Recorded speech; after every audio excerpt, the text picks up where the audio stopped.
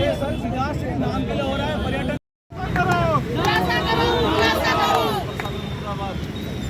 उत्तराखंड सरकार मुर्दाबाद, उत्तराखंड सरकार मुर्दाबाद। न्याय दो, न्याय दो, न्याय दो। अरे तानाशाही नहीं चलेगी।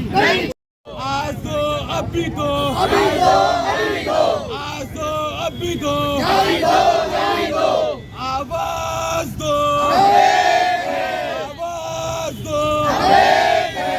सरकार नहीं चलेगी, नहीं चलेगी, नहीं चलेगी, नहीं चलेगी, नहीं चलेगी। वीआईपी को फांसी दो, फांसी दो, फांसी दो। वीआईपी को फांसी दो, फांसी दो। सरकार मुर्दाबाद, मुर्दाबाद, मुर्दाबाद। अंकिता को न्याय दो, न्याय दो, न्याय दो। अंकिता को न्याय दो, न्याय दो, न्याय दो। अंकिता को न्याय दो, न्याय दो, न्याय दो। हमारा पुतला चाहिए, हमारा पुतला चाहिए सर, वरना गाज बार में बैठेंगे। हमारा पुतला चाहिए।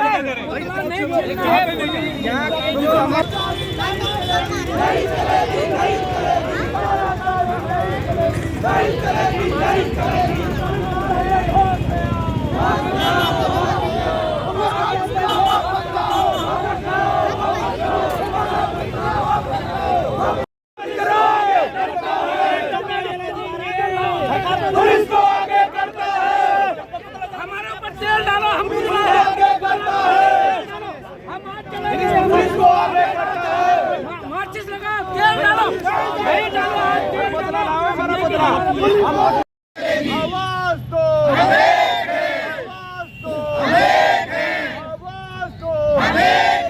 तानाशाही नहीं चलेगी, नहीं चलेगी, नहीं।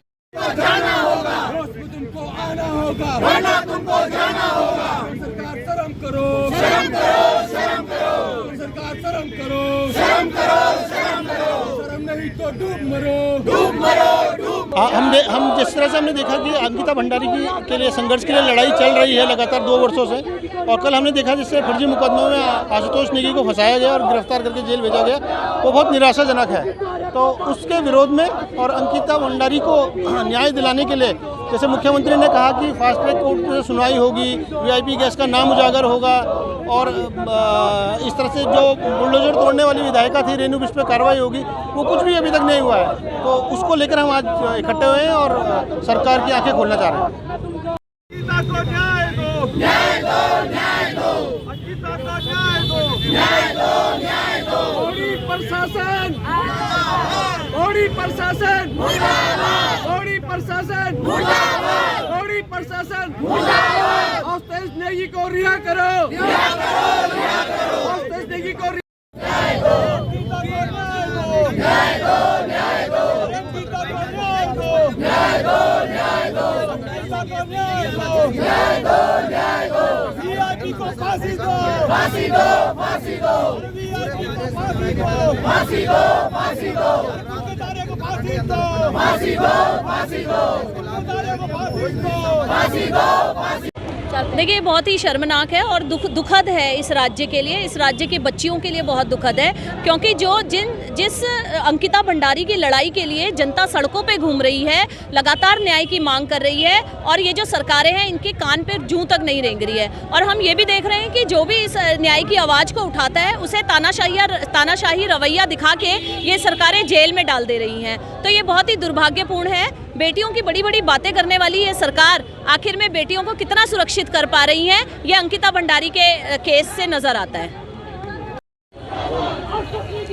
आज किस बात पर प्रदर्शन कर रहे हैं? देखिए, हमारी एक मुख्य मांग यह है कि अंकिता भंडारी के हत्यारों को फांसी होनी चाहिए।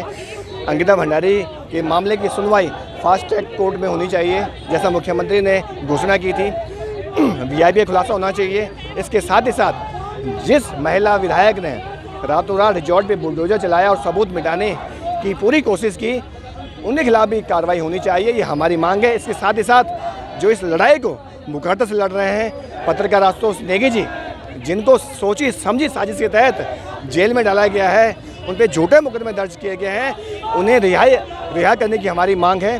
और हमें चाहते हैं सरकार जल्द से जल्द अंकिता भंडारी को न्याय दिलाए, आशुतोष नेगी को रिहा करे। अगर सरकार ऐसे नहीं करती है, पूरे प्रदेश में ये आंदोलन फैलेगा और लोग चाहते हैं कि अंकिता भंडारी जो उनकी अपनी बहन बेटी है उसको न्याय मिले।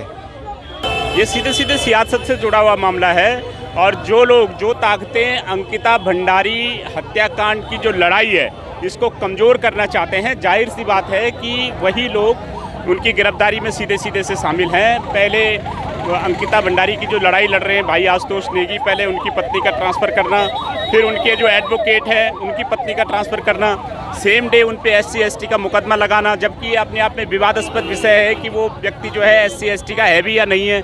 तो अपने आप में ये जो तमाम चीज़ें हैं इससे अंकिता भंडारी को लेकर के जो संघर्ष हो रहा है उसके परिजनों को न्याय दिलाने के लिए ये उस लड़ाई को कमज़ोर करने की साजिश है। लगातार आप देख सकते हैं कि जिस तरीके से एडवोकेट ने वहाँ पे भी लचर पैरवी करी, वो भी एक लड़ाई को कमज़ोर करने का, और जिस तरीके से सबूत ख़त्म किए जा रहे हैं वो भी उसी लड़ाई को कमज़ोर करने का मामला है।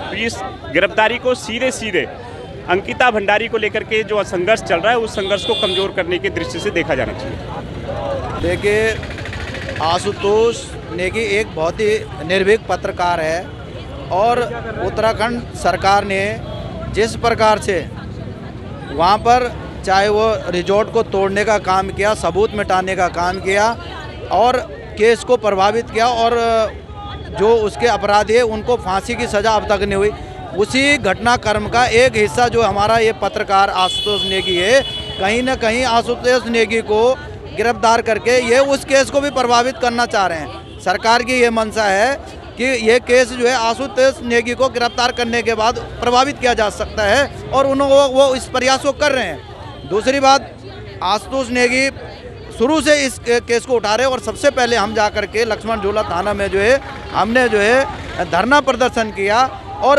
अंकिता भंडारी की न्याय की लड़ाई लड़ी। आज पूरे प्रदेश के अंदर ये देवभूमि है और देवभूमि में कोई भी इतना असभ्य व्यक्ति नहीं है जो कि ये बात कहे कि भाई जाति सूचक शब्द से जो है आशुतोष नेगी को गिरफ्तार किया जा सकता है। मैं ये कह रहा हूँ, पत्रकार जगत में, पत्रकारिता के अंदर कोई अनपढ़ व्यक्ति तो है नहीं जो पत्रकारिता कर रहा हो और वो जाति सूचक शब्द जो है किसी को अनाप शनाप बोल रहा हो। ये बातें बिल्कुल उनकी गलत है। मैं पुलिस प्रशासन की भी निंदा करता हूं क्योंकि वो भी जो है सरकार के ही भाषा बोल रहे हैं और कह रहे हैं कि हम अंकिता भंडारी के न्याय के लिए लगे हुए हैं और आशुतोष नेगी उसमें जो है वो अन्य मामले में है।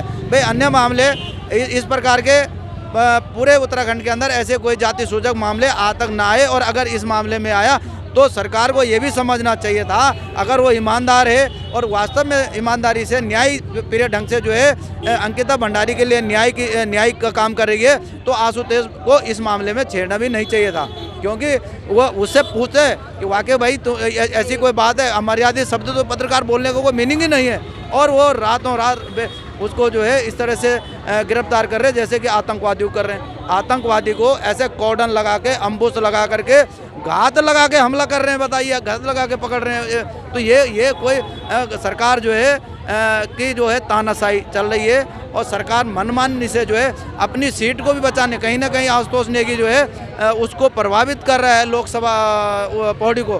तो उन्होंने सोचा क्यों ना मतलब इस प्रकार से जो है ये दमनकारी नीति जो है उन्होंने अपनाने का काम किया है भारतीय जनता पार्टी की सरकार ने। आपका नाम और पद बता दीजिए। मेरा नाम मोहन सिंह असवाल है और मैं उत्तराखंड किसान दल का केंद्रीय उपाध्यक्ष हूँ। देखिए, जिस तरह से जो श्रीनगर में पहाड़ी स्वाभिमान सेना का अंकिता के परिजनों के साथ धरना चल रहा था अंकिता को न्याय के लिए VIP को सजा देने की मांग को लेके, तो जिस तरह से पत्रकार आशुतोष नेगी पे कार्रवाई की गई है उसी के खिलाफ और अंकिता को न्याय दिलाने की मांग को लेकर आज यहाँ पहाड़ी स्वाभिमान सेना का धरना हुआ, जिसको मूल निवास और भुकानो समन्वय समिति, उत्तराखंड स्टूडेंट फेडरेशन, उत्तराखंड क्रांति दल तथा विभिन्न संगठनों के लोगों ने आज समर्थन दिया। और जिस तरह से आवाज़ दबाने का काम इस प्रदेश में हो रहा है, जो लोग मूल निवासियों की आवाज़ उठा रहे हैं उनके साथ जिस कदर कार्रवाई हो रही है, ये बड़ा दुर्भाग्य है इस राज्य का। और एक और अंकिता भंडारी के हत्यारों के साथ जहां किसी तरह से उत्तराखंड सरकार नरमी के साथ पेश आ रही है और वहीं जो लोग आवाज़ उठा रहे हैं उनके साथ ऐसी कार्रवाई हो रही है, तो उसी के खिलाफ, उसी के विरोध में आज यहाँ प्रदर्शन हो रहा है, विरोध में हो रहा है। और उत्तराखंड की सरकार को ये भी समझना चाहिए कि ये आंदोलन की धरती है, यहाँ तमाम आंदोलन हुए हैं, उत्तराखंड आंदोलन हुआ है, चिपको आंदोलन हुआ है, गढ़वाल विश्वविद्यालय के लिए आंदोलन हुआ है। तो अगर उत्तराखंड की सरकार अगर शांतिपूर्ण ढंग से अगर इन मांगों को नहीं मांगेगी तो पूरे प्रदेश भर में जिले वाइज, ब्लॉक वाइज, गाँव वाइज मूल निवास भुकानो के अंकिता भंडारी को न्याय के लिए पूरे प्रदेश में आंदोलन किया जाएगा।